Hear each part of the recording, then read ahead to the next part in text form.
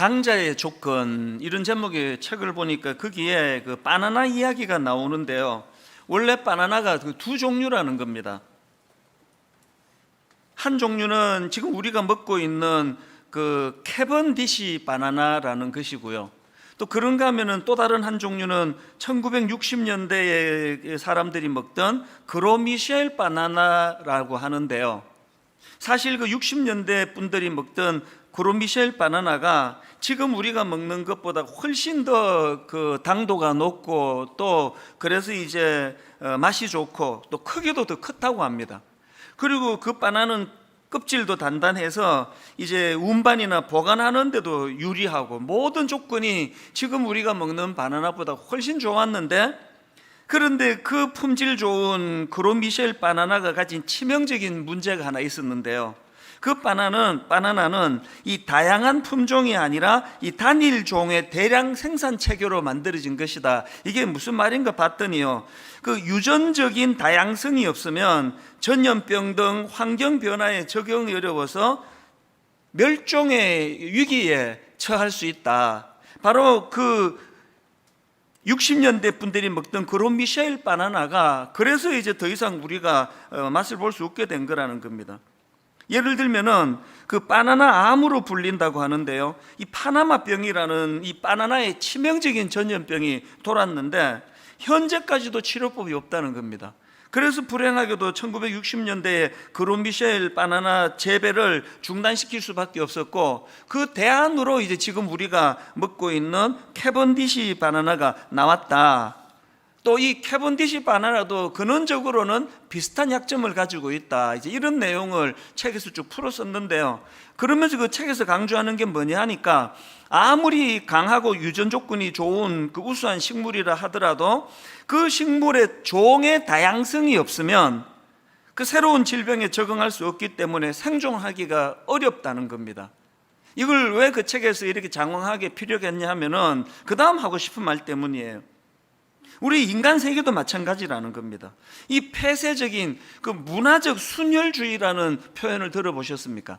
이 폐쇄적 문화적 순혈주의는 왜 위험한가? 그저 자신들한테 익숙하고 자신이 잘하고 있는 것에만 집착하기 쉽고, 또 이런 태도 속에는 다양한 생각이 끼어들 여지가 없기 때문에 이 극단주의로 빠질 위험이 있다는 겁니다. 우리나라는 뭐 단일 민족 뭐 이런 걸 굉장히 자부심을 갖고 강조하는 그런 나라다 보니까 항상 이런 그 폐쇄적인 그 순혈주의에 빠질 위험이 있다는 겁니다. 그러면서 그 책에서 이제 예를 하나 드는데요, 그 싱가포르의 류칸유 전 수상 아시잖아요. 이제 이분이 어느 국제회의에서 그 조지프 나이 하버드 대학교 교수님을 만나는데, 그 하버드 대학교 교수님이 그 류칸유에게 이런 질문을 던졌다고 합니다. 중국이 언제쯤 미국을 추월할 것 같습니까? 류칸유 수상은 중국계 화교 아닙니까? 당연히 팔이 안으로 굽는다고 뭐 중국 편에 서서 이야기할 것 같은데요, 너무나 의외의 말을 하더래요. 이렇게 대답했답니다. 중국이 미국을 추월하는 것은 불가능할 것입니다. 그러면서 설명한 게 굉장히 저에게 여러 가지 생각을 하게 만들었는데요, 이런 설명을 했습니다. 왜 중국이 미국을 추월하는 게 어렵나? 중국의 인적 자원은 13억이지만, 중국 인구를 말하는 거죠. 중국의 인적 자원은 13억이지만 미국의 인적 자원은 70억이기 때문에 그렇습니다. 아니, 우리가 알기로 미국의 인구는 3억 좀 더 넘는데, 아니 무슨 미국의 인적 자원이 70억이라고 그러느냐? 이게 미국의 개방적인 이민 정책을 두고 한 이야기인데요, 사실 여러분 다 아시지만 대통령을 지냈던 오바마도 아버지가 케냐 출신의 이민자 아닙니까? 스티브 잡스 하면은 뭐 그 스마트폰 너무나 창의적인 대명사로 알려진 이 스티브 잡스도 아버지가 시리아 출신의 이민자 아닙니까? 펀드 매니지먼트로 유명한 조지 소로스도 헝가리 이민자 출신 아닙니까?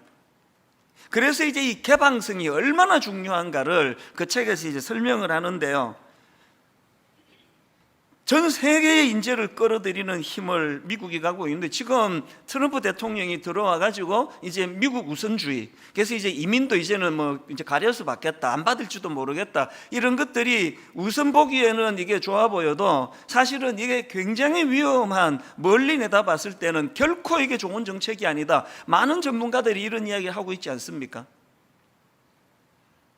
이런 포용력과 개방성의 중요함을 이제 쭉 제가 책을 읽으면서 묵상을 하다가 보니 마음이 좀 아픈 겁니다. 왜 마음이 아픈가 하니까요, 이건 세속 세계뿐만 아니라 신앙의 영역에서도 그대로 적용이 되거든요. 사실 우리 개신교가 가지고 있는 이 시스템적인 참 중요한 건 다양성을 인정해 주는 거거든요. 로마 가톨릭은 교황을 정점으로 해가지고 강력한 중앙 집권 체제예요. 여기에 반해서 우리 개신교는요, 모든 개교회의 강점과 그 독립성을 인정해주는, 이거는 상상을 초월하는 겁니다. 그래서 여러분, 분당 우리 교회가 이제 1만 수도 파서 운동하겠다, 뭐 30교로 나누겠다, 이게 가톨릭 같아서는 불가능해요. 교황청에서 허락을 안 해요. 이게 개신교기 때문에 가능한 거 아닙니까? 30교회로 나누겠다, 뭐 50교회로 나누겠다. 각 개교회의 그 특성과 장점과 다양성을 살려주는, 이게 엄청난 이 장점인데요, 왜 제가 그 책을 읽으면서 마음이 아팠을까요? 이게 시스템적으로는 굉장히 개방적인 것 같은데 내면을 들여다보면 가톨릭이 요새 훨씬 다양한 목소리를 내는 것 같습니다. 오늘 여러분, 불교, 천주교, 우리 개신교 합쳐가지고 우리가 제일 폐쇄적인 것 같은 느낌이 안 드세요? 이게 조금만 자기가 생각하는 것과 달라지면은 바로 그냥 이거를 막 가차없이 내치고 등을 돌리고 비난하고, 이게 저는 개신교가 지금 제일 심한 것처럼 느껴지고 있는데요. 그래서 마음이 아픈 거거든요. 가장 다양성과 관용의 정신이 많아야 되는, 그래서 종교개혁을 한 우리 개신교가 점점 폐쇄적이 되고 있는 이것이, 이게 방치하기가 지금 어려운 상황 같습니다. 사실 제가 이런 내용을 가지고 말씀을 묵상하다 보니요, 제 어린 시절이 생각이 나는 겁니다. 몇 번 간증을 한 적이 있지만, 저는 고신교단, 장로교 고신교단이라고 하는 굉장히 건강하고 또 보수적인 교단에서 자랐는데요, 그리고 이제 신사참배 문제로 끝까지 타협하지 않은 그런 건강한 역사를 가지고 있다. 어릴 때부터 이제 그런 자부심을 많이 이제 교육을 받았는데, 저는 우물한 개구리거든요. 한 번도 저는 그 고신교단을 떠나서 신앙생활을 해본 적이 없는데, 그러다가 이제 20대 초반에 미국으로 이민을 갔더니 너무 혼란스러운 겁니다. 이민교회가 뭐 교단을 초월한 그 초교파로 모이는 데가 이민교회거든요. 지금 분당 우리 교회도 뭐 이민교회랑 비슷합니다. 저희 교회도 거의 뭐 초교파로 모여 구성이 된 교회거든요. 그래서 제가 처음에 이민을 가서 여러 교단의 사람들이 모인 데서 이제 신앙생활을 하는데, 대학부 성경 공부를 하면은 막 맨날 화가 나는 거예요. 내가 어릴 때 고신교단에서 자랄 때 교리는 이거였는데 엉뚱한 소리 하는 사람이 너무 많은 겁니다. 제 마음에 그때 얼마나 그게 폐쇄적이었냐 하면, 고신 말고는 다 이단인 줄 알았습니다. 그런 경직을 가지고 있으니까요, 매 성경 공부할 때마다 싸우는 거예요. 저는 막 싸움 딱이었습니다. 막 목소리도 크고 막 그래가지고 거의 제가 다 이겼죠. 뭐 그걸 상종을 안 해서 져준 거였는데 내가 몰랐습니다. 난 항상 진리를 사수하는 사람으로 그런 생각을 갖고 있었는데요, 요즘에 그 20대를 떠올리면 얼굴이 화끈화끈거려요. 저의 미숙함을, 내가 얼마나 미숙한지 아세요? 그 광고를 하고 살았던 게 저의 그 싸움 딱의 모습이었더라고요. 그 수용성이 부족하고 내가 얼마나 편협한 인간이었는가를 온 몸으로 다 알린 게 그게 20대의 저의 그 모습이에요. 그러나 저는 막 엄청나게 진리를 사수한다고 생각했습니다.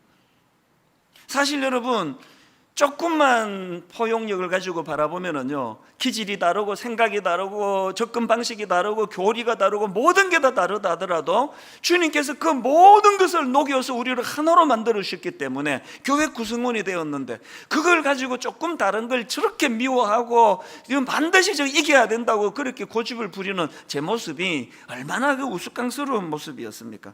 여러분, 이런 수용성 부족, 이 편협함, 이건요 방치해 두면 안 됩니다. 왜 그렇습니까? 우리가 믿는 예수님의 존재 자체가 다양성을 인정해 주시고, 우리가 믿는 예수님의 존재 자체가 포용력으로 이루어졌지 않습니까? 얼마나 포용력이 크고 크시면 그 세리들조차도 용납하시고 창녀들조차도 품어주시고 그들과 함께 식사를 같이 하시고 제자로 삼으시고.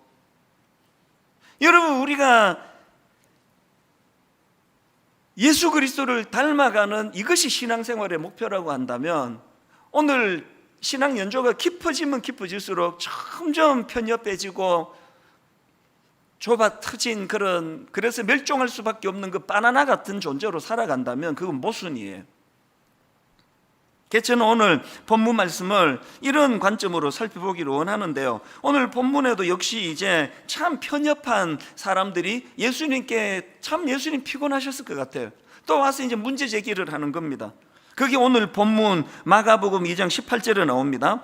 요한의 제자들과 바리새인들이 금식하고 있는지라 사람들이 예수께 와서 말하되, 요한의 제자들과 바리새인의 제자들은 금식하는데 어찌하여 당신의 제자들은 금식하지 아니하나이까?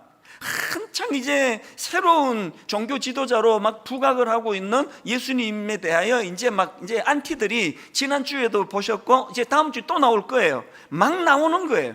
계속 문제 제기를 하는 겁니다.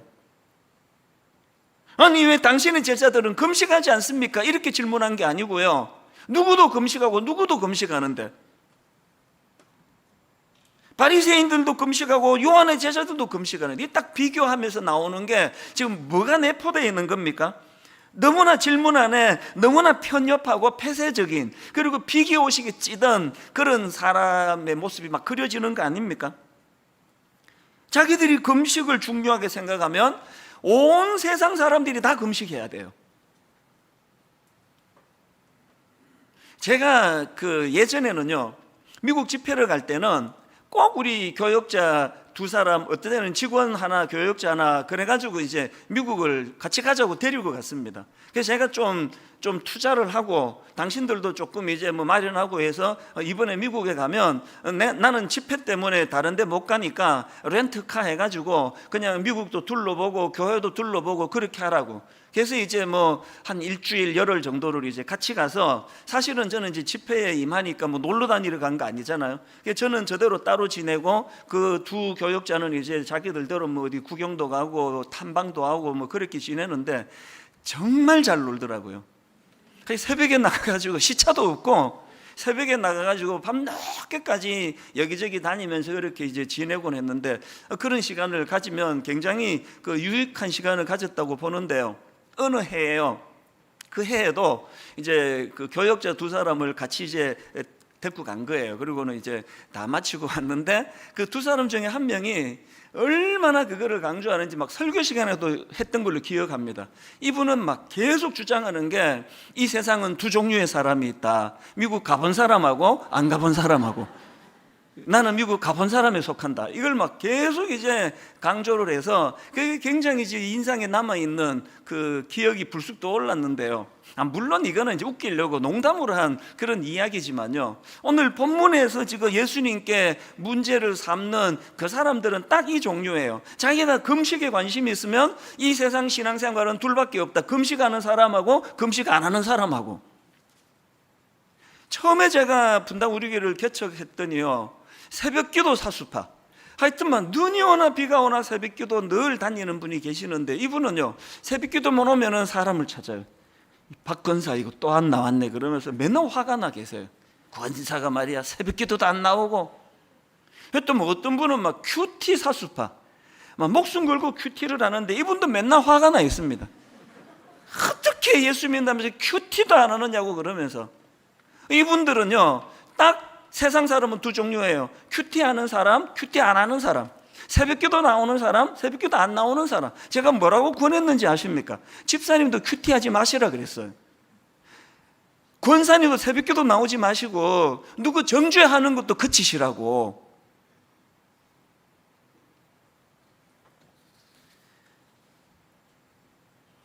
이런 편협한 태도를 가지고 왜 당신의 제자들은 금식을 안 합니까? 그렇게 문제 제기를 해오는 사람들한테 예수님이 세 가지 비유를 들어서 설명을 해 주시는데요, 제일 먼저 나오는 게 19절입니다. 예수께서 그들에게 이르시되 혼인집 손님들이 신랑과 함께 있을 때에 금식할 수 있느냐? 신랑과 함께 있을 동안에는 금식할 수 없느니라. 이 말씀의 요지가 뭐냐 하면은 구약에서 그 금식의 여러 의미 중에 하나는 슬픔을 표현하는 거거든요. 예수님의 말씀 요지가 뭐냐? 제자들은 지금 혼인집 신랑 대신 예수 그리스도를 만난 기쁨에 넘쳐 있는데 너희들이 그 슬픔의 금식을 강요하지 말라는 거예요. 편협된 사람은 주특기가 강요해요. 이런 요지의 말씀을 주시고는 유명한 비유 두 가지를 더 드는데 한 가지를 강조하기 위한 이제 두 비유라고 생각하는데 유명합니다. 21절, 생배 조각을 낡은 옷에 붙이는 자가 없나니 만일 그렇게 하면 기운 새 것이 낡은 그것을 당기어 헤어짐이 더하게 되느니라. 바로 연이어 22절에 다른 또 비유가 나옵니다. 새 포도주를 낡은 가죽 부대에 넣는 자가 없나니 만일 그렇게 하면 새 포도주가 부대를 터뜨려 포도주와 부대를 버리게 되리라. 오직 새 포도주는 새 부대에 넣느니라 하시니라. 이 비유들은 너무나 여러 다양한 함축적인 의미를 담고 있는 비유인데요, 그러나 그 중에 가장 전제되는 게 뭐냐? 여기 나오는 그 새 것을 상징하는 생배 조각하고 옛 것을 상징하는 낡은 옷을 비교하시는 것을 봐도 그렇고요, 새 것을 상징하는 새 포도주와 옛 것을 상징하는 낡은 가죽 부대를 봐도 그렇고요, 지금 주님이 강조하시는 가장 기본적인 말씀의 포인트가 뭐냐? 새 시대가 도래했다는 겁니다. 새 시대가 도래했을 뿐만 아니라 그 새 시대를 여는 주인공이 예수 그리스도시라는 겁니다. 그러니까 2장 내내 지금 주님을 괴롭히는 그 사람들이 치명적인 잘못은 무지예요. 무지. 무슨 무지입니까? 새 시대가 도래했음을 모르는, 그리고 그분이 예수 그리스도에 있음을 모르는 무지에서 시작이 된 겁니다. 이것이 바로, 이 무지가 바로 사람을 경직으로 몰고 가는 겁니다. 전부 예수 잘 믿겠다고 하는데 이렇게 그냥 경직에 빠지는 거는, 그건 그 사람이 악해서가 아니라 무지해서 그래요. 무지. 새 시대가 열렸는데. 제가 이런 관점으로 본문 말씀을 묵상하다가 그 일본 군인인데요, 오노다 히로라고 하는 일본 군인이 불쑥 떠올랐습니다. 오노다 히로라는 일본 군인은 2차 대전 때 그 필리핀에 참전했던 일본군 장교인데요, 여러분이 다 아시잖아요. 1945년도에 일본이 항복을 하고 전쟁이 끝나지 않습니까? 그런데도 불구하고 이 오노다 히로는 일본이 항복한 뒤에도 전쟁이 끝났다는 사실을 받아들이지 못해가지고, 그래서 무려 필리핀 루방섬에 밀림에서 29년 동안 홀로 지내요. 아니, 말이 29년이지 청춘을 거기에 다 갖다 바친 거 아닙니까? 미군이 그 잔병들을 이제 그 투항하라고 막 삐라를 뿌리면서 그 역사적인 사실을 다 알려주는데 수용을 안 하는 거예요. 저거 무슨 저 함정이다, 저거 음모다. 그 새 시대가 도래한 걸 용납을 하지 않으니 이런 끔찍한 경직된 인생을 살 수밖에 없었다는 거 아닙니까? 요한복음 20장에 나오는 도마도 마찬가지입니다. 자, 20장 24절 25절 유명한 내용입니다. 12 제자 중에 하나로서 디두모라 불리는 도마는 예수께서 오셨을 때에 함께 있지 아니한지라 다른 사람들이 그에게 이르되 우리가 주를 보았노라 하니, 도마가 이르되 내가 그의 손에 못자국을 보며 내 손가락을 그 못자국에 넣으며 내 손을 그 옆구리에 넣어보지 않고는 믿지 아니하겠노라. 이 도마의 경직은 어디에서 나온 겁니까? 무지함이에요. 다른 모든 제자들은 부활하신 주님을 만나 새로운 시대를 열어가시는 그 주님으로 인해 감격의 벅참으로 나는 부활하신 주님을 보았다고 그렇게 기뻐하는데 그 기쁨에 동참을 못하는 거예요. 난 그거 안 믿어. 여러분, 우리가 도마의 이런 어리석음을 피하기 위해서는 정말 예수 그리스도 부활하신 주님, 그 주님을 인격적으로 만나야 돼요. 제가 사백을 이를 악물고 고수하는 것도 내버려두면 경직되는 게 인간이니까 그 경직을 풀어주시는 유일한 대안 되시는 예수 그리스도를, 그분의 말씀을 내가 늘 묵상하고 그분을 인격적으로 저와 교제가 이루어지지 않으면 언제 저도 도마 같은 인간이 될지 모르기 때문에 두려움으로 새벽을 깨우는 거거든요. 좀 더 구체적으로 여러분, 우리가 어떻게 하면은 이런 낡은 신앙생활, 자기도 기쁨이 없고 금식을 하기는 하는데 그들이요 그냥 일주일에 2번씩 금식을 하고, 그 종교적인 행위로서의 금식이 뭐가 기뻤겠습니까? 자기도 그냥 얽매이는 신앙생활을 하고 남들에 대해서도 끊임없이 그렇게 문제 제기하는 이런 피곤한 신앙생활을 벗어버리기 위해서는 새 시대를 열어주신 예수 그리스도를 만나야 되는데, 그럼 좀 더 구체적으로 어떻게 하면 우리도 그런 새 시대를 열어주신 주님과 더불어 좀 더 성숙하고 기쁜 신앙생활을 할 수 있을까? 한 3가지 대안을 마련해 봤는데요, 첫 번째 대안이 경직 풀기입니다. 이건 시종일관 강조하는 겁니다. 경직을 풀어야 됩니다. 22절에서 새 포도주를 낡은 가죽 부대에 넣는 자가 없나니 만일 그렇게 하면 새 포도주가 부대를 터뜨려 포도주와 부대를 버리게 되리라. 오직 새 포도주는 새 부대에 넣느니라 하시니라. 여기서 주님이 말씀하시는 새 포도주의 가장 큰 특징은 발효예요. 발효. 그래서 부피가 팽창하는 거예요. 부피가 점점 팽창해지니까 이제 이 낡은 가죽 부대, 그 당시 팔레스타인 지역에서는 염소 가죽으로 이제 부대를 만드는데요, 아시지만 그 새 가죽 부대는 특징이 신축성이에요. 이게 플라스틱으로 만든 인간의 작품으로는 이게 나오지 않습니다. 이게 하나님의 작품이에요. 그래서 이제 그 염소 가죽으로 만든 새 가죽 부대는 이제 이 신축성이, 늘어나는 신축성이 있기 때문에 새 가죽 부대를 담았는데 처음에는 거기에 1kg을 넣었는데 이게 점점 발효를 해서 무게도 많아지고 또 부피도 커지고, 이렇게 될 때 신축성 있게 그것을 수용하는 게 새 가죽 부대라는 이야기예요. 낡은 가죽 부대는 자꾸 시간이 지나가면서 경직이 되는 겁니다. 굳어지는 거예요. 그래서 이게 새 가죽 부대가 발효를 하고 부피가 팽창해지면은 거기에 맞추어서 그 유동성 있게 유연하게 대처해야 되는데 경직이 돼 있으니까 이게 신축성이 없으니까 그래서 터져버린다는 겁니다. 사도행전 10장에 보면은요, 이 낡은 가죽 부대와 같이 그렇게 하나님께 경직한 인물이 나오는데 놀랍게도 베드로라는 그 당시 엄청난 지도자입니다. 사도행전 10장 9절부터 여러분 잘 아는 내용인데 한번 들어보십시오. 이튿날 그들이 길을 가다가 그 성에 가까이 갔을 그때에 베드로가 기도하려고 지붕에 올라가니 그 시각은 제6시더라. 그가 시장하여 먹고자 하며 사람들이 준비할 때에 황홀한 중에 하늘이 열리며 한 그릇이 내려오는 것을 보니 큰 보자기 같고 내 귀를 메어 땅에 들이웠더라. 그 안에 땅에 있는 각종 4발 가진 짐승과 기는 것과 공중에 나는 것들이 있더라. 또 소리가 이르되 베드로야 일어나 잡아 먹어라. 이제 하나님 주시는 말씀입니다. 또 소리가 이르되 있으되 베드로야 일어나 잡아 먹으라 하거늘 베드로가 이르되 주여 그럴 수 없나이다. 속되고 깨끗하지 아니한 것을 내가 결코 먹지 아니하였나이다 한데, 이 말씀의 배경이요, 지금 하나님께서 베드로에게 이방인 고넬료를 만나는 것을 권하고 있는 중입니다. 이제 하나님은 새 시대를 열기 원하세요. 이방인들에게도 복음의 문을 확장 열어가는 과정에서 베드로를 사용하기 원하세요. 그래서 베드로의 고정관념을 깨트리기 위하여 이런 보자기 완성을 보여주시는데요, 못 먹겠다는 거예요. 뭐라고 이야기합니까?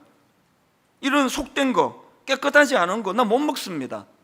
여러분, 이게 기가 막힌 게 한번 생각을 해보세요. 지금 율법은 왜 만든 겁니까? 어떻게 해서든 하나님 더 잘 섬기려고 만든 거 아닙니까? 어떻게 해서든 하나님 말씀에 순종하려고 만든 게 율법인데, 지금 유대인 베드로는요, 주님을 사랑하고 순종하기 위해서 만든 율법 때문에 주님 말씀에 지금 불순종하고 있는 겁니다. 제가 기가 막히는 것은 15절 16절이에요. 또 두 번째 소리가 있어 하나님께서 깨끗하게 하신 것을 네가 속되다 하지 말라 하더라. 이런 일이 3번 있은 후 얼마나 경직이 됐으면, 얼마나 자기 생각이 막 확고부동했으면, 아니 하나님께서 지금 말씀을 주시는데 네가 잘못 생각한 거다, 3번에 걸쳐서 말씀을 주시는데. 여러분 참 가슴 아픈 건요, 이때 베드로는 초신자 때가 아닙니다. 어마어마한 초대교회 지도자의 자리에 있을 때예요. 뭘 의미합니까? 예수님 당시에 그 종교 지도자들은 어쩌하다 그렇게 경직이 됐습니까? 어떡하다 그렇게 됐냐고요? 분석이 나오지 않습니다. 그게 인간이에요. 시간 지나면 굳어지고, 시간 지나면 경직이 되고, 시간 지나면 고집불통이 되고, 시간 지나면 늘 자기만이 옳고, 내가 금식하면 세상 모든 사람도 다 금식하지 않으면 못 견딜 것 같고, 이런 경직을 풀지 않으면 신앙생활이 진짜 괴물처럼 피곤해집니다. 여러분 마태복음 6장 16절을 보십시오. 금식할 때에 너희는 외식하는 자들과 같이 슬픈 기색을 보이지 말라. 그들은 금식하는 것을 사람에게 보이려고 얼굴을 흉하게 하느니라. 막 끊임없이 사람을 의식하기 시작하는 겁니다. 오늘 여러분이 나는 얼마나 하나님 앞에 경직이 됐는지 모르겠는데, 그러면요 이거 점검해 보시면 돼요. 경직이 되면 될수록 사람을 의식해요. 사람에게 관심을 갖고, 사람이 뭐라고 생각할까? 하나님이 뭐 이렇게 생각하신 거야, 그건 잘 모르겠고, 사람들 앞에 인정을 받아야 되는 거 아닙니까? 그리고 이런 사람들이 갖고 있는 더 치명적인 게 누가복음 18장 11절 12절에 나옵니다. 바리새인은 서서 따로 기도하여 이르되, 하나님이여, 나는 다른 사람들 곧 토색, 불의, 간음을 하는 자들과 같지 아니하고 이 세리와도 같지 아니함을 감사하나이다. 그리고 12절에 이 종교적 행위 대단합니다. 나는 일회에 2번씩 금식하고 소득의 11조를 드리나이다. 일주일에 이틀을 구분해 가지고 금식을 하는 종교적인 행위를 하고 있는데, 거기에는 다른 사람들을 멸시하고 함부로 대하고, 이런 금식을 하나님 받으시겠습니까? 리차드 마우라는 그 풀러 신학교 총장 출신인데요, 이분이 쓴 무례한 기독교라는 책을, 저는 그 제목을 가지고 늘 저에게 경고를 삼습니다. 무례한 기독교. 여기서 강조하는 건 이 무분별한 포용주의, 우리 모든 보수적인 교단이 경계하는 거 아닙니까? 무분별한 포용주의하고 독선적 배타주의, 이 양극단이 다 문제라는 겁니다. 무분별한 포용주의, 이 종교다워나 한번 진리가 하나님에게만 있나, 이것도 받아들이고 저것도 받아들이고 이것도 받아들이고, 이 무분별한 포용주의는 위험하다, 우리 다 알아요, 보수적인 교단은. 그런데 이거와 똑같이 독선적인 배타주의. 그래서 그 책의 핵심은요, 하나님 앞에서 건강한 확신을 갖는 것 못지않게 예의를 갖추는 게 중요하다는.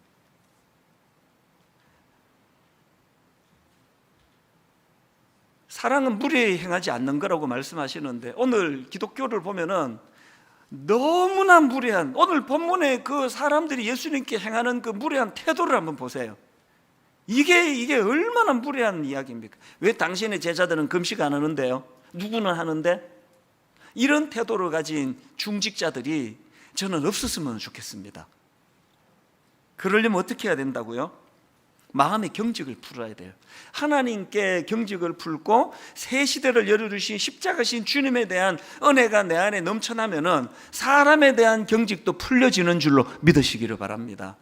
그런가 하면 2번째로요, 경직을 풀 때 말씀으로 경직을 풀어야 한다는 것입니다.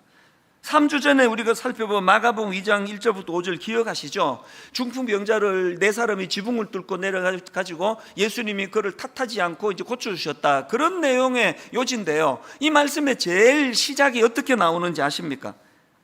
그 시작인 마가복음 2장 1절 2절입니다. 수일 후에 예수께서 다시 가버나움에 들어가시니 집에 계시다는 소문이 들린지라 많은 사람이 모여서 문 앞까지도 들어설 자리가 없게 되었는데, 예수께서 그들에게 도를 말씀하시더니, 지금 여러분 그 중풍병자가 뚫고 들어가지도 못할 만큼 사람이 모인 것은요, 예수님의 진리의 말씀을 들으러 온 게 아니에요. 병 고치는 거 구경하러 왔습니다. 그들의 욕구를 너무나 잘 아시는 주님이지만 그들에게 사람에게 중풍병자 고치는 것보다 더 중요하게 생각하신 건 말씀을 전하는 거였습니다. 그리고 지난주 살펴본 마가복음 2장 13절부터 17절도 똑같은 원리예요.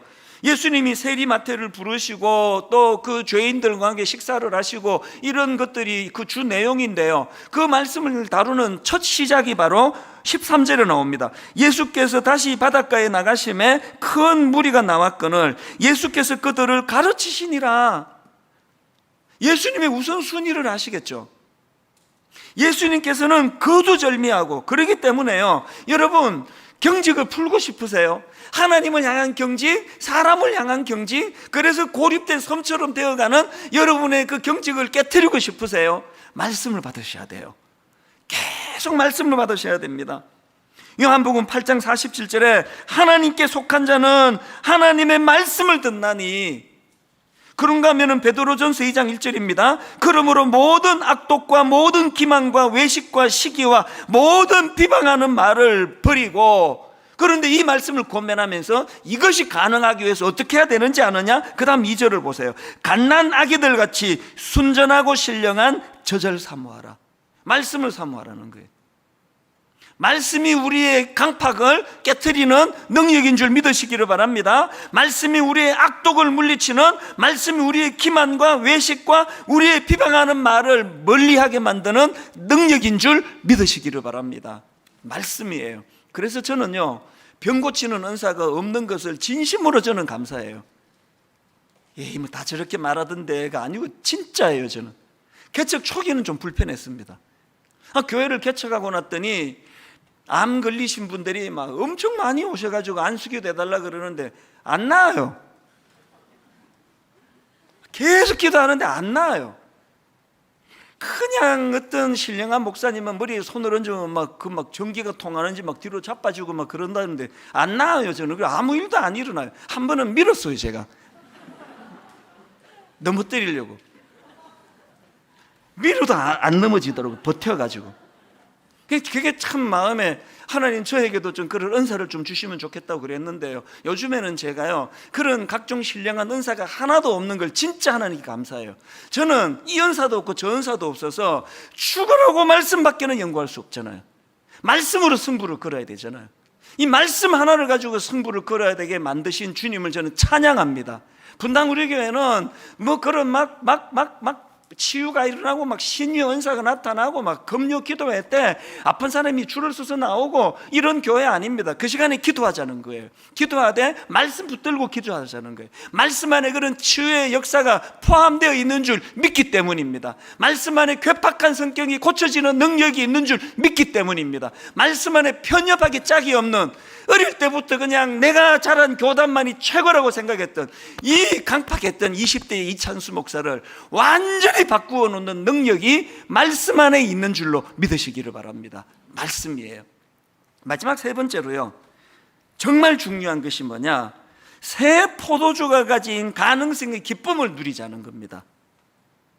아까 제가 새 포도주를 낡은 가죽 부대에 넣을 수가 없는 이유는 새 포도주는 발효해서 팽창해지기 때문이라고 그런 말씀을 제가 드렸는데요, 이걸 가지고 뭐 적용할 수 있는 말씀이 너무나 많지만 오늘은 이거를 바로 우리 주님께서 친히 새 포도주가 되셨고 주님이 가르치시는 말씀이 바로 새 포도주로 바꾸시는 능력이 될 뿐만 아니라 그렇게 변화된 새 포도주가 우리라는 거예요.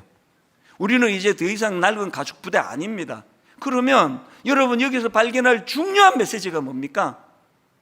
처음에 부피가 이만한 걸 집어넣는데 왜 낡은 가죽 부대가 그걸 수용을 못합니까? 팽창하니까요, 발효하니까요, 성장하니까요. 오늘 우리가 그렇게 오래 예수를 믿으면 점점 바리새인이 되고 사람만 의식하고 눈만 떴다면 누구 비판하고 정죄하고 피곤하고 꼬장꼬장하고 예수 잘 믿는 사람 옆에는 잘 안 갈라 그래요. 막 얼마나 아무것도 아닌 것 같고 막 시비를 잘 거는지. 그런 꼬장꼬장한 사람이었는데 뭐가 변하게 한다고요? 말씀이 그를 변하게 하고 말씀이 그를 뭘 깨닫게 합니까? 내가 이제 새 포도주가 되었다는 거예요. 내 안에 잠재력을 발견한다는 겁니다. 저는 우리 오부 예배 때 청년들에게 항상 강조하는 게 그거예요. 제 10대는요 도대체 이 눈에 떠있는 게 단 하나도 없었습니다. 그래서 걸어 다니는 열등감이라 그랬잖아요. 제가 어느 거 하나 내가 이것 갖고 내가 밥이나 먹고 살겠다던 게 저예요. 산만하고 고집은 세고 머리는 뭐 그렇게 뭐 보시는 그대로고 지금도 뭐 암기 뭐 전혀 안 됩니다. 그랬는데 제 10대 때보다 20대가 너무너무 아름다워진 거예요. 20대보다 30대 때 청소년 사역을 시작한 그 본격적으로 제 인생은 발효가 본격적으로 시작된 새 포도주예요. 제 30대가 얼마나 행복했는지 우리 수많은 청소년들에게 여러 번 고백했습니다. 목사님이 미국에서 한국으로 여기민 올 때 나는 단독 목회 꿈을 꾸고 왔는데 오늘 하나님 나 데리고 가셔서 교회의 꿈은 말뚝도 못 받고 내 인생 끝나도 난 하나도 미련이 없다. 너희들하고 지낸 이 시간 이 정도로나 행복했다. 오죽하면은 40대에 교회를 개척하면서 하나님 이제 저를 위한 기쁨은 30대 때 다 찾아먹었고 이후로는 주님께 그냥 드리기만 하겠다. 그렇게 하고 교회를 개척했더니 세상에 분당 우리 교회에 발효가 말로 다 알 수 없는 기쁨으로 저를 엄습한 건 여러분 다 보신 거 아닙니까? 지금부터는 내 인생을. 내 50대는 또 상상을 초월하는 생각지도 못한 1만 성도 파송 운동이라는 이런 놀라운 하나님의 창의력을 주셔서 이 촌놈이 한국교회를 놓고 고민하고 기도하고 참 작은 교회들을 섬길 수 있는 뭐가 없을까를 내내 고민해서 괴로운 시간도 많았지만 이게 저를 타락을 막고 변질을 막는 하나님의 장치였다는 게 가슴 벅차게 감사한 거예요. 그리고 내가 지금 딱 60살 아닙니까? 안 믿어지시죠? 40대인 줄 알았는데 제가 60살이에요. 저는요 60이 되면 사람들이 허무하다 그러고 우울하다 그러고 이제 늙은이로 진입한다 그러고 뭐 그런 친구들 얘기를 뭐 농담이겠지만 가끔 듣지만요 제 60대는 황홀해요. 기대감으로 시작을 합니다. 드디어 이제 50을 넘어 60대로 진입했는데 나의 60대는 얼마나 발효가 풍성한 하나님 은혜로 가득 찰 것인가 너무 기대가 되는 거예요. 이제 1만 성도 파송 운동이 어떻게 열매 맺을 거면 가평 우리 마을이 이제 하나님께서 어떤 아름다운 은혜로 이 동산을 만들어 줄 거며 우리 5 식구 중에요 제일 먼저 일어나는 게 저고요 꿈이 제일 많아서 잠을 못 이루는 것도 저고요. 저는 그 당연하다 생각합니다. 여러분 애들 보고 자꾸 꿈꾸라 그런 얘기 하지 마세요. 걔들이 뭘 알아서 꿈을 꾸겠냐고요. 발효가 지금 시작될 듯 말 듯한 그 애들한테 꿈은 자기가 꾸어야 되는데 엄마가 꾸어야 되는 거 아닙니까? 아빠가 꾸어야 되는 거 아닙니까? 결론을 이렇게 맺기를 원해요. 오늘 본문에 포도주가 발효되는 그 모습을 보다가 요한복음 2장의 가나 혼인잔치가 생각나 가슴이 터지는 줄 알았습니다. 예수님이 땅에 오셔서 가장 먼저 행하신 기적이 물을 포도주로 바꾸어 주시는 기적. 너무 사소한 거 아닙니까? 인류를 구원하러 오신 그분 입장에서 뭐 남의 잔치집 가가지고 물을 포도주로 바꾸는 게 이게 너무 스케일이 작은 거 아니냐고요. 그게 인간의 시각이에요. 주님은요 포도주가 떨어져 당황해하는 그 잔치집에 물을 포도주로 바꾸어 주시고 그것을 내가 표적을 행하여 요한복음 2장 11절 한번 보십시오. 요한복음 2장 11절에 보니까 예수께서 이 첫 표적을 갈릴리 가나에서 행하여 이 표적이 영어 성경으로 사인이에요. 사인. 왜 이게 제가 가슴이 터질 것 같은 감격으로 다가왔는지 아시겠죠? 사람들이 들어가면서 입구에서 손 씻고 난 이제는 이제 구정물 요즘같이 뭐 코로나 바이러스 있으면은 그 손은 바로 버려야 돼요. 수많은 사람들이 손 씻고 남은 항아리에 든 그 구정물 같은 물을 가지고 향기 나는 포도주를 만들어 주시고 이게 사인이래요. 장차 주님이 오셔서 하실 일이 이런 일이래요. 구정물 같은 인생을 향내나는 포도주 같은 인생으로 바꾸어 주시는 이 일을 위하여 내가 이 땅에 오셨다. 이 사인이 처음으로 베풀어 주신 가나 혼인잔치에서 물을 포도주로 바꾸어 준 사건입니다. 결론을 맺습니다. 왜 자꾸 경직이 되는지 아세요? 왜 그 아무것도 아닌 거 붙잡고 그렇게 맨날 남을 피곤하게 하고 시비 걸고 하는지 아세요? 자기 자신 안에 발효가 되는 존재라는 걸 모르기 때문이에요. 오늘 여러분 이 감격을 회복하시기 바랍니다.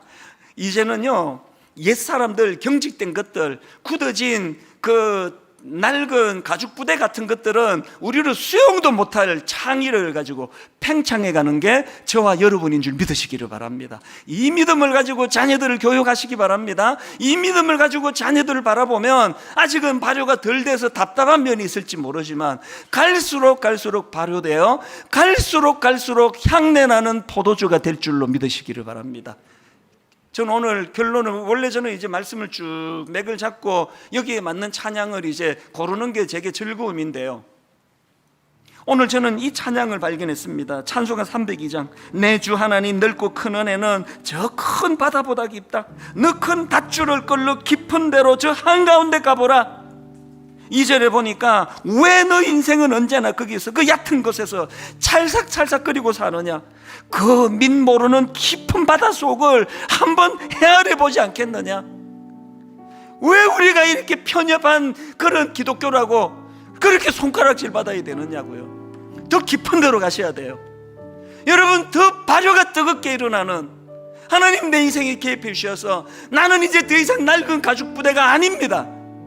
나는 이제 하나님 앞에 꿈을 가지고 달려나가는 향내나는 포도주 같은 인생이 되어가고 있는 줄 믿습니다. 이 믿음을 가지고 우리 찬양을 우리 기쁨으로 우리 손뼉치면서 우리 자녀들을 축복하고 교회를 축복하고 하나님 이제 새 포도주의 발효를 꿈꾸는 우리들 되게 하여 주시옵소서. 가사를 생각하며 함께 찬양하기 원합니다.